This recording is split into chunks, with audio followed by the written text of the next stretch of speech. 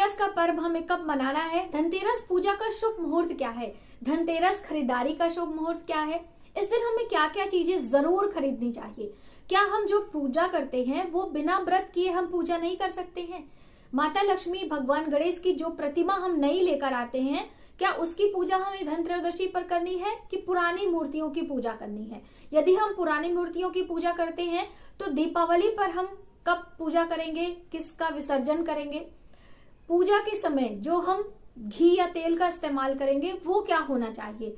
तिल के तेल का इस्तेमाल करें या फिर सरसों के तेल का इस्तेमाल करें या शुद्ध घी का दिया जलाएं? बहुत सारी बातें पूजा से संबंधित होने वाली हैं। सारी बातें धनतेरस पूजा, धनतेरस शुभ मुहूर्त और धनतेरस खरीदारी का क्या समय है, इस वीडियो में हम आपके साथ शेयर करेंगे। नमस्कार, वेलकम टू माय चैनल। मैं हूं मनीषा। दोस्तों, वीडियो बहुत ही हेल्पफुल होने वाली है। पूजा से संबंधित सभी जानकारी इस वीडियो में हम आपके साथ शेयर करेंगे। तो चलिए देर न करते हुए अपने वीडियो की शुरुआत करते हैं। और दोस्तों, यदि आपने अभी तक हमारे चैनल को सब्सक्राइब नहीं किया है तो प्लीज सब्सक्राइब कर लें। वीडियो हेल्पफुल लगती है तो प्लीज लाइक करना ना भूलें और अपने फैमिली फ्रेंडों में जरूर शेयर करें।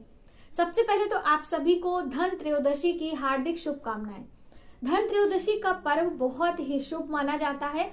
इसी दिन से 5 दिवसीय पर्व की शुरुआत हो जाती है, जो कि भाई दूज तक का पर्व मनाया जाता है। धन त्रयोदशी, नरक चतुर्दशी, अमावस्या तिथि, गोवर्धन पूजा और साथ ही भाई दूज पूजा, ये 5 दिवसीय पर्व अपने आप में बहुत ही शुभ और बहुत ही लाभकारी होते हैं। इन 5 दिनों तक हमें दिए जरूर लगाने चाहिए। जैसे कि कार्तिक कृष्ण पक्ष है, अंधेरा हो जाता है, तो आपको अंधेरे में प्रकाश का दान जरूर करना चाहिए। और इसी दिन से, धन त्रयोदशी के दिन से ही यम के दीपक लगाने की भी विधान है। तो बहुत सारे लोग सोचते हैं कि सिर्फ एक दिन, लेकिन आपको 5 दिन यम के नाम से दीपक लगाना चाहिए। पूरे वर्ष में सिर्फ ये 5 दिवसीय पर्व होता है जब हम यम देवता की पूजा करते हैं।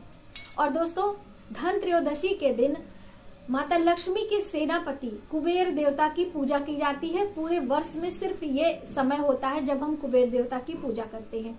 और इन दिनों में जो वैद्य हैं, धनवंतरी देवता, देवताओं के भी वैद्य हैं, उनकी भी पूजा की जाती है, जिससे कि हमारे स्वास्थ्य की रक्षा हो सके। तो आप इन सभी देवी देवताओं के नाम से दीप दान अवश्य करें। दोस्तों, इस दिन खरीदारी का भी बहुत विशेष महत्व है। यदि हम शुभ समय में पूजा करते हैं तो हमारे लिए बेहद लाभकारी होता है। उसी प्रकार से शुभ समय में हम खरीदारी करेंगे तो भी हमारे लिए बहुत ही लाभकारी होगा। तो आइए फटाफट से जानते हैं। त्रयोदशी तिथि शुरू हो रही है 10 नवंबर वर्ष 2023 दिन शुक्रवार को दोपहर को 12:35 से, और त्रयोदशी तिथि समाप्त हो रही है 11 नवंबर दिन सोमवार को दोपहर 1:57 पे। तो देखिए, खरीदारी तो आप 10 और 11 दोनों ही दिन कर सकते हैं। 10 तारीख को 12:35 के बाद आप खरीदारी शुरू कर सकते हैं। जो खरीदारी का शुभ समय है 10 नवंबर, पहला दिन जो 10 नवंबर का है, वो दोपहर 2:35 से लेकर आप पूरे रात्रि खरीदारी करें। दूसरे दिन 11 नवंबर को सुबह 6:40 तक का समय है, आप खरीदारी आराम से कर सकते हैं। अब 11 नवंबर को दोपहर में 1:57 का जो समय है, वो भी खरीदारी का बहुत ही शुभ समय है। तो आप 11 और 10 दोनों ही दिन खरीदारी कर सकते हैं इन शुभ मुहूर्तों में। अब पूजा का समय क्या होगा, आइए फटाफट से वो भी हम जान लेते हैं। तो देखिए, धन त्रयोदशी का जो पर्व होता है वो शाम को संध्या के समय, गुधूली बेला, जिसे प्रदोष काल भी कहा जाता है, इस समय हमें अपने घर पे माता लक्ष्मी, भगवान गणेश और कुबेर देवता की पूजा की जाती है, धनवंतरी देवता की। देखिए, माँ लक्ष्मी की पूजा हम करते हैं, भगवान गणेश की पूजा विघ्नहर्ता भगवान गणेश हैं। और इस दिन यदि हम सभी देवी देवताओं की पूजा विधिवत तरीके से करते हैं तो हमारे घर धन आगमन होता है। हमारे घर जो धन आता है वो धर्म में खर्च होता है, यानी धन खर्च करने का विवेक हमें भगवान गणेश और भगवान विष्णु देते हैं। और वहीं पर जो माता लक्ष्मी के सेनापति भगवान कुबेर हैं, उनकी आज्ञा से हम धन प्राप्त आसानी से कर पाते हैं। तो इस तरह से इन सभी देवी देवताओं की पूजा धन त्रयोदशी पर प्रदोष काल शुभ मुहूर्त में करना है। प्रदोष काल 10 नवंबर दिन शुक्रवार को 5:30 से लेकर रात्रि 8:08 तक का जो समय है ये पूजा का शुभ समय है। आप इस समय अपने घर में पूजा करें। पूजा के बाद हम दीपदान करते हैं, चाहे दीपावली की पूजा हो और चाहे धनतेरस की पूजा हो। किसी भी पूजा के बाद में हमें दीपोत्सव यानी कि दीपों की माला लगानी चाहिए, पहली बात। दूसरी बात, वृषभ लग्न जो कि स्थिर लग्न माना जाता है, इस समय यदि हम लक्ष्मी की पूजा करते हैं, ज्यादातर लोग दुकान जो व्यापारी भाई होते हैं वो स्थिर लग्न में माँ लक्ष्मी की पूजा करते हैं। तो स्थिर लग्न जो वृषभ लग्न है, इस समय पूजा का शुभ समय क्या है? 5:43 से लेकर शाम को 7:43 तक का समय है, बहुत ही शुभ है। तो आप दुकान में यदि पूजा करना चाहते हैं तो इस समय पूजा कर सकते हैं। अब देखिए, पूजा आप चाहे दुकान में कर रहे हो चाहे घर में कर रहे हैं, विधिवत तरीके से विधि विधान से पूजा करना है। और ज्यादातर लोगों के ये सवाल है, क्या हमें धन त्रयोदशी के दिन पूरे दिन व्रत रखना है, उसके बाद संध्या के समय पूजा करनी है? तो ऐसा कोई जरूरी नहीं है।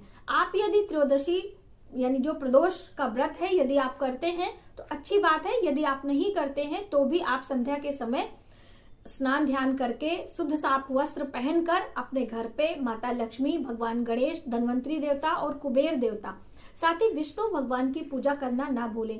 दोस्तों, भगवान विष्णु की पूजा माता लक्ष्मी के साथ करने से हमें जो धन है वो खर्च करने का ज्ञान, विवेक, बुद्धि भगवान विष्णु से आते हैं।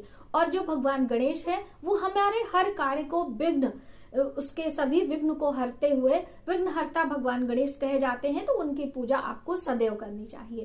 तो इस तरह से आप अपने घर में जो पुराने लक्ष्मी गणेश हैं उन्हीं की प्रतिमा की पूजा आपको करनी है। चाहे आपके पास मूर्ति हो चाहे आपके पास प्रतिमा हो, आप उन्हीं की पूजा अपने घर में संध्या के समय करें।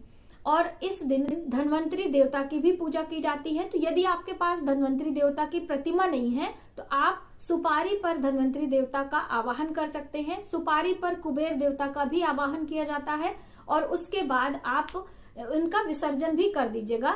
जब भाई दूज हो जाएगा उसके बाद इनका विसर्जन किया जाता है।